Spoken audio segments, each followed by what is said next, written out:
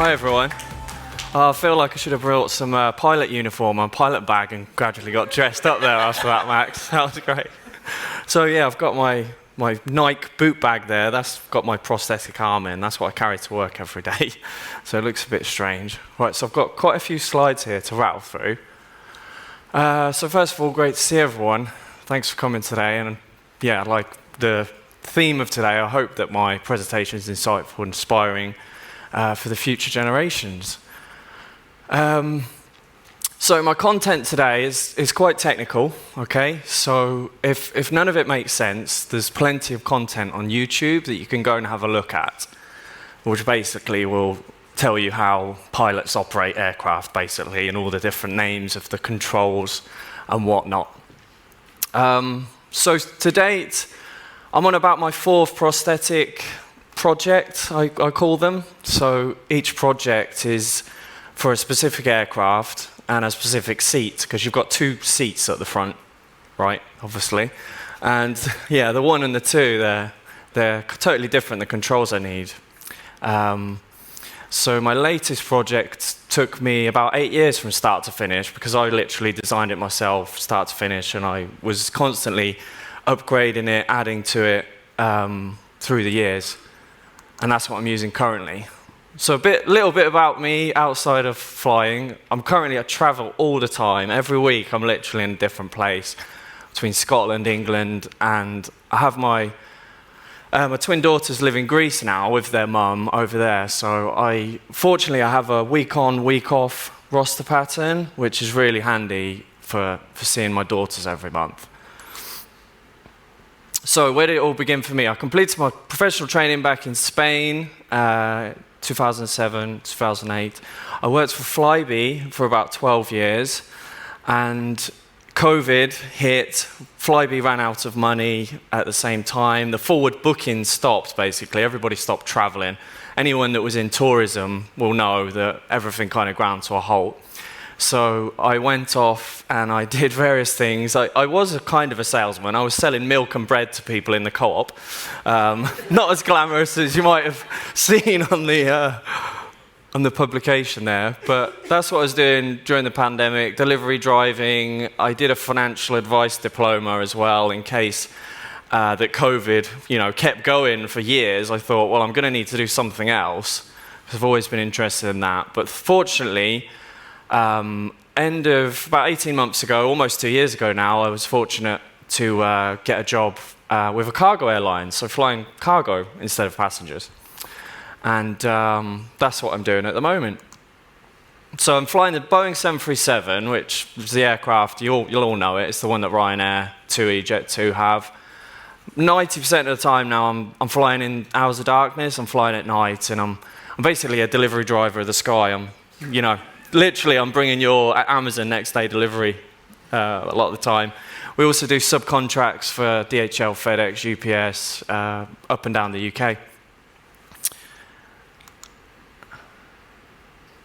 Right, this is going to go forward.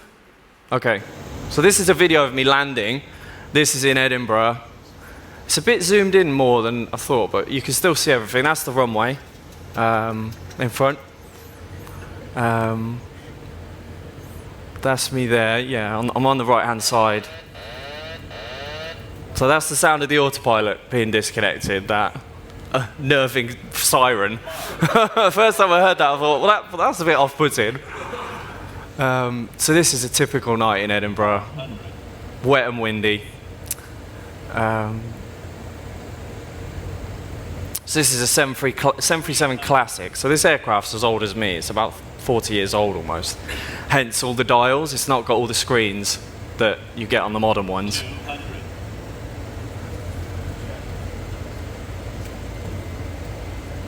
So these are called pappies. These tell you if you're too high or too low. If you see 3 or 4 whites, you're too high, 3 or 4 reds, you're too low. Red's bad, Red could cause you to crash if you're not careful, so that's why red indicates low.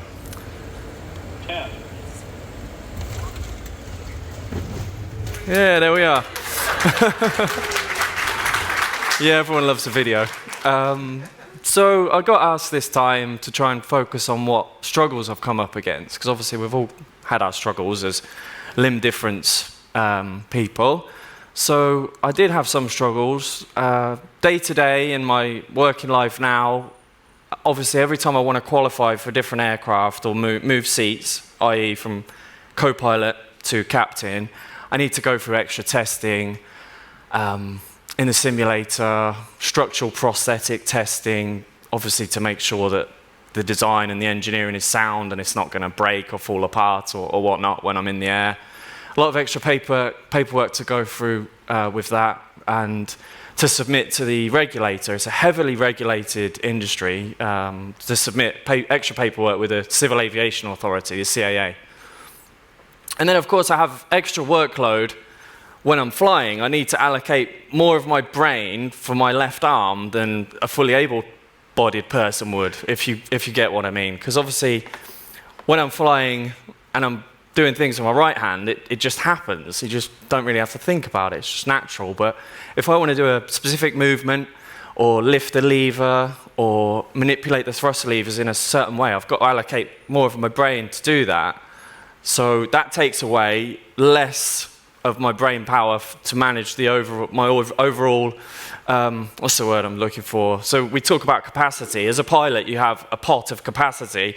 When that pot gets full, you're no good to anybody. So we try to manage our capacity. So I kind of have less to be able to work with everything else going on because I'm allocating for my arm there. And then, of course, I'm a human like everyone else. So I suffer from tiredness, stress, nervousness. Every 6 months, I'm in the flight simulator getting assessed. I still get nervous every time. It's not always the most pleasant experience. During training, I did have one particular flying instructor that wasn't very positive, wasn't very helpful. She didn't want to fly with me, reduced me to tears, actually, that experience. But thankfully, it was the only one person. And everyone since that person has been really supportive and really helpful. I'm sure there's been people who have had driving instructors like that who will say, oh, you can't do that. And then, we'll meet driving instructors that are really helpful. I managed to get myself lost once when I was in Spain. That was a struggle, obviously, I come up against. Nothing to do with my arm. But yeah, not really like driving. We've all probably been driving at some point and you get lost, before Google Maps, sorry. Or you could just pull over, can't you, over the side of the road? You can't do that in a plane, obviously. And I almost flew into an Iberia A320, so give them a traffic avoidance maneuver, so there you go. And then, yeah, sometimes I've had to repeat certain maneuvers in the flight simulator just because I don't quite get it, and you only get one chance to do every maneuver. So I've had it quite a few times where I need to do a specific maneuver again. So that's that. Prosthetics that I've used, I've always stuck to the purely mechanical designs. I'll show you in a minute, I've got a video of it. But I have a counterpart in the USA, and he uses the I-limb. So he uses that to operate the aircraft, but I found that when I perspired, when I got a bit stressed and I was perspiring, it didn't work the controls very well. It was closing when I wanted it to open, and operating an aircraft like a car, you need to be doing things in a split second. You need your hand to open to get on the controls in a split second. You can't be faffing about, dilly-dallying. So it never worked quite well for me, so I've always stuck to the mechanical designs. Little bit of principles of flight here. I just want to explain you what I'm trying to say in the video, because the video next, I get a bit confused with myself. It doesn't take much. And I'm trying to tell you about the normal axis of an aircraft. So we all know the pitch axis. The pitch axis is your up and down. Your roll axis is your left and right. Roll, yep. Whereas yaw, nobody ever really knows what yaw means. Yaw is like this movement. So if this is the plane, you're sort of going like this way, and this is what I was trying to explain you, so you'll see in a minute. Here I am. I look really thin here. Good evening. Okay, let me talk you through how my prosthetic device allows me to operate the Boeing 737. So, I'm seated in the right-hand seat here, as you can see, in the first officer's seat. and this is a prosthetic device that I use day to day. I'll talk you through the different aspects on the device. It looks quite complex. So first of all, these are my main hooks here to manipulate the thrust levers. They've got some sheathing on them here, you can see, just so it doesn't cause any abrasion to the aircraft, and allows me a little bit of grip as well, just the right amount of grip to take my device on and off the thrust levers. These here, these protruding arms, they are to press the auto throttle disconnect buttons. We've got the left-hand engine auto throttle disconnect button here, and the right-hand engine auto throttle disconnect button here.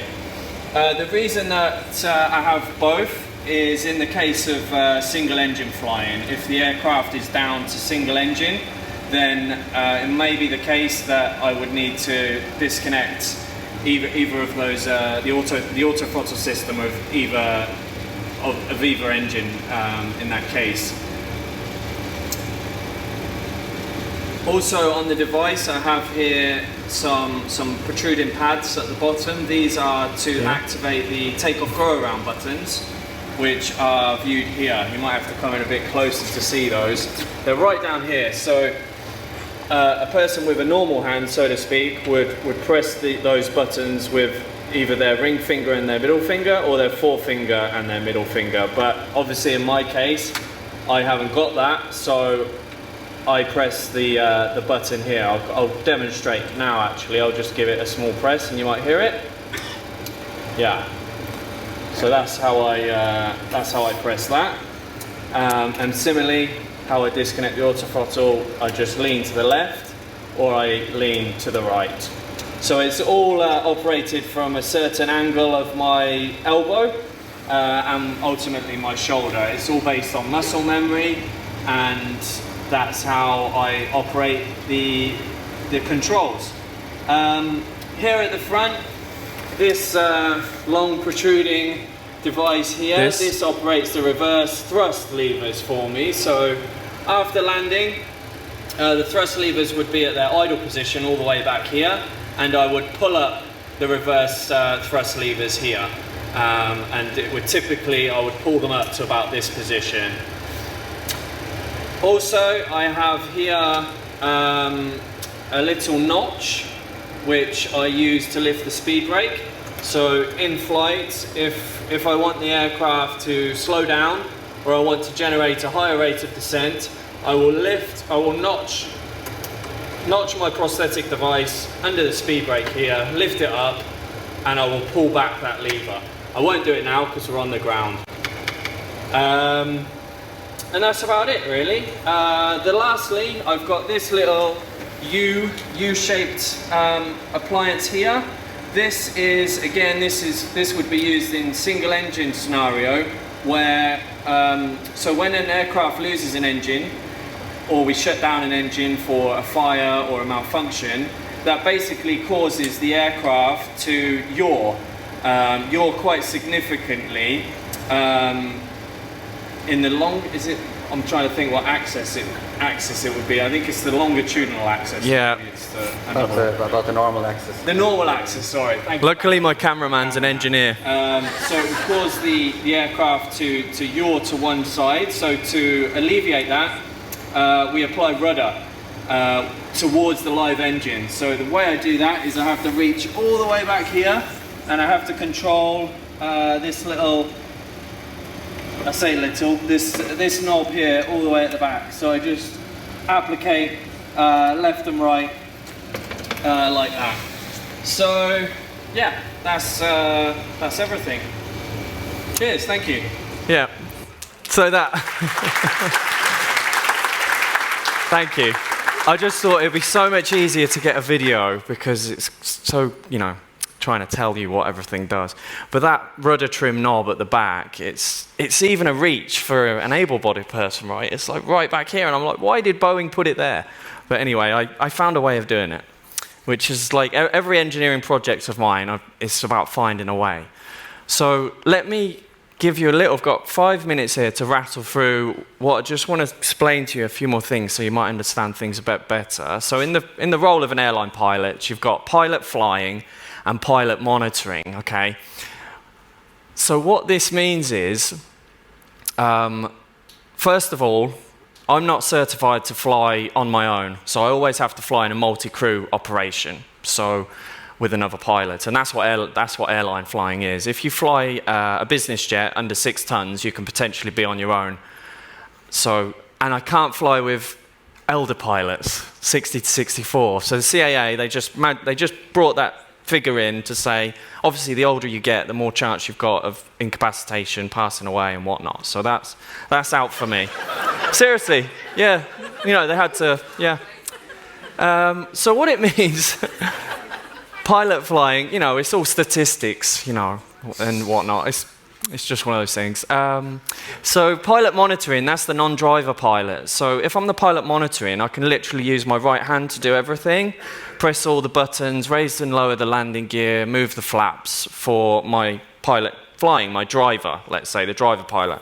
So when you're the pilot flying, you're driving, let's say, and you're only operating what we call the primary flying controls, which is the yoke, which is your steering wheel, the thrust levers, the throttles, that speed brake I showed you in the video, and the reverse thrust levers. So our roles are quite separate. So it works quite well that I don't have to worry about the landing gear and the flaps when I'm driving. Issues I've faced in the right-hand seat, I'll quickly just say the main thing for me is the single engine stuff. So when the aircraft's single engine, it's quite, you need quite a lot of dexterity with operating the single thrust lever. And we have a maneuver that's called a single engine go-around, which involves a few things happening at once: increasing thrust on the live engine, applicating rudder with one of your feet, pitching the aircraft up. It's quite a lot going on, and that's the one thing that sometimes I have to repeat. I have to repeat that in the simulator. A lot of reaching around, because if you imagine me sat in the right seat with just the right hand, I'm reaching to places that Boeing designed for somebody with a left hand. So thankfully I'm just tall enough to reach all the buttons. So that's the main thing, and I'd describe it as I feel more comfortable if I'm driving in Europe. If I'm driving a left-hand car, I feel more comfortable because I've got, you know, everything on my good hand, let's say. Conversely, when I'm in the left-hand seat, the captain's seat, I'm doing all the flying with my left hand. I'm controlling the yoke with my left hand, and my right hand's doing all the thrust, all the stuff in the central pedestal, the thrust levers, speed brake, reverse thrust levers, rudder trim. So it's a lot more comfortable. But ultimately, I need to build in a couple of extra things into my work method. So we have what's called your pitch trim, which when you pitch the aircraft up, obviously you don't want to keep maintaining a force. You've got what's called electric pitch trim, and that will hold the pitch where you want it. So the way it's designed for your hand on the yoke to do that, which of course would be my left hand, so I have to reach over and use my right hand. So I just need to build in a couple of extra things to my work method, basically, when I'm operating either seat. Next steps. So what do I want to achieve going forward? I want to become a captain again. I used to be a captain at Flybe. I'm now operating as a first officer / co-pilot at the cargo role, and I want to get back flying as a captain again. And in the next 5 years, I'd like to become an instructor, and after that, maybe an examiner as well, and that would give me the potential to be working in the flight simulator. And it's quite a handy ticket because I can then approach other organizations and I can put myself out to work, so to speak. I can become my own contractor. Non-flying activities, what am I doing outside of flying? Apart from being a father to twin girls, I like climbing, just like Max said as well. Must be a reach thing that we all like doing a bit of climbing. And I would like to learn to play the guitar at some point in the future. If there's any guitar players here, come and grab me and we'll have a chat. It's one of them things that I'm always thinking of doing, but never get round to it. And yeah, I feel so proud of myself. I've still got time to go here. I thought I really had to cram this down from when I started it. So yeah, that's it.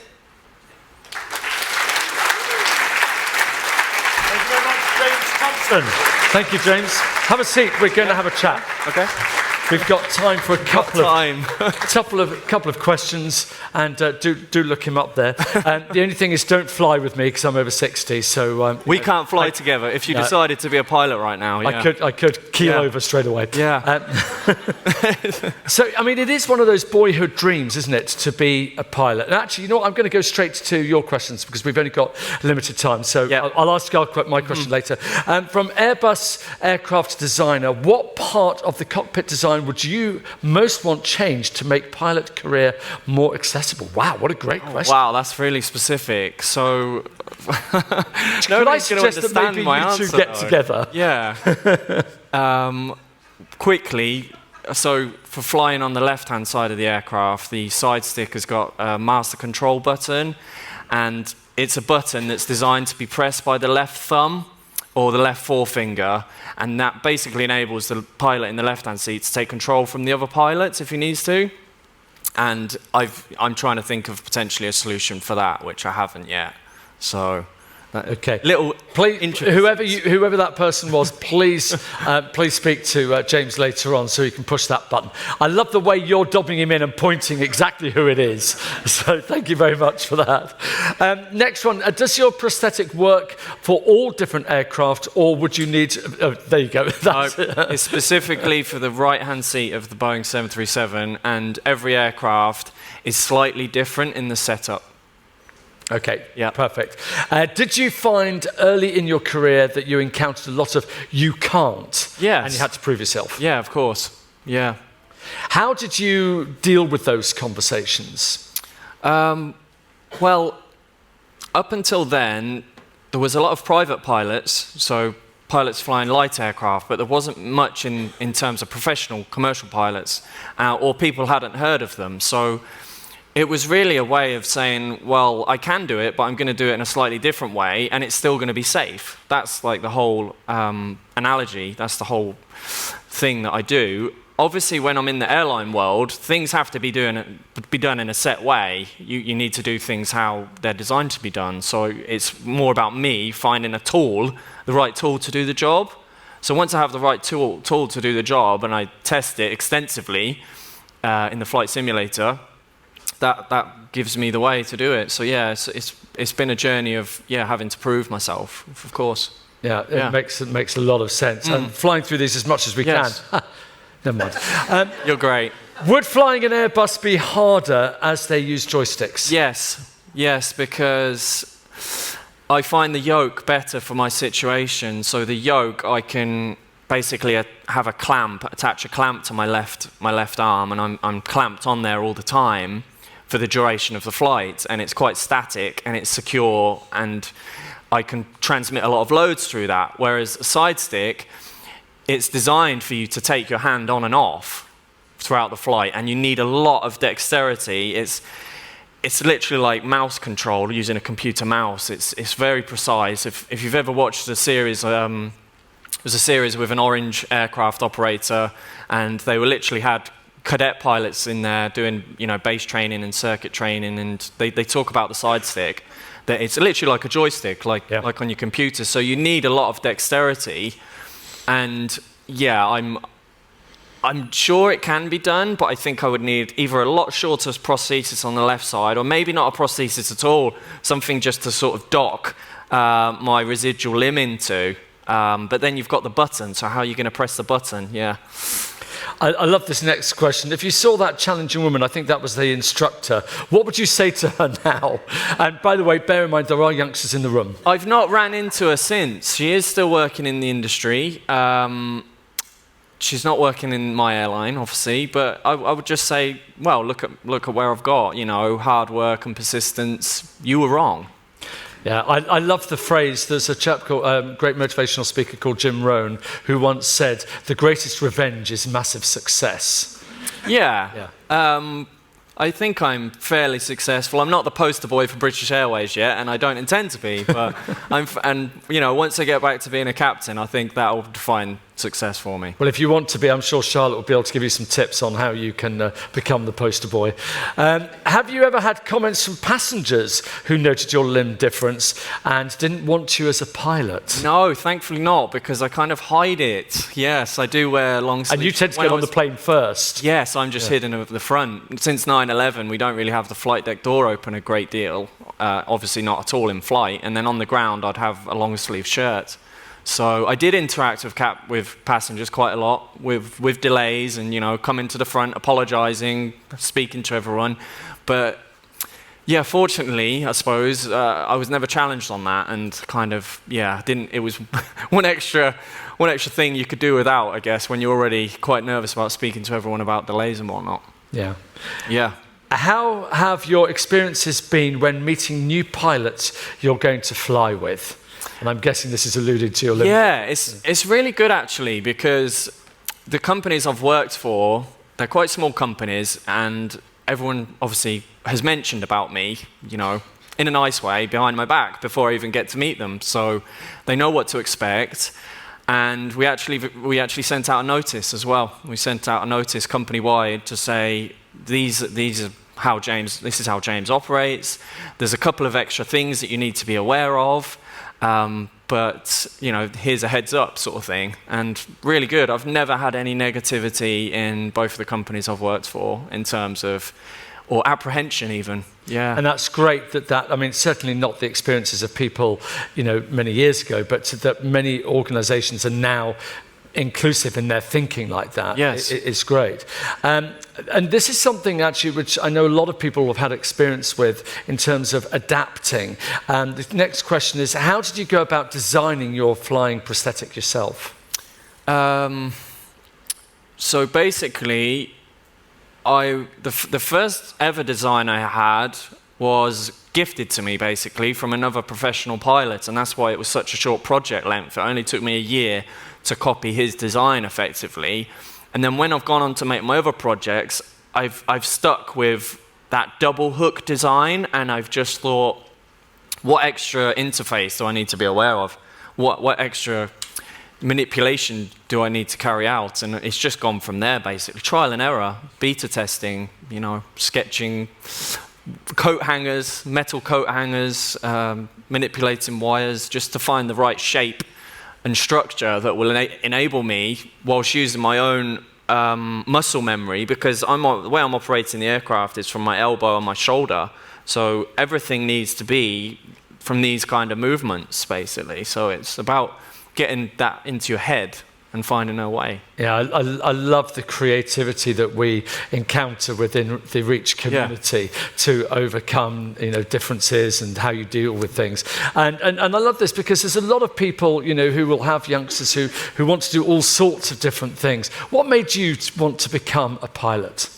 Was it a childhood dream? I kind of fell into it accidentally. It was, but a late childhood dream. When I was about 13, I joined the Air Cadets, and I didn't primarily join to become a pilot. I joined because my friends were going, and you got to go on trips and random things, just like camping and Duke of Edinburgh Award. That's not really related to flying, but and then I went on some air experience flights. I did some gliding. I won a scholarship.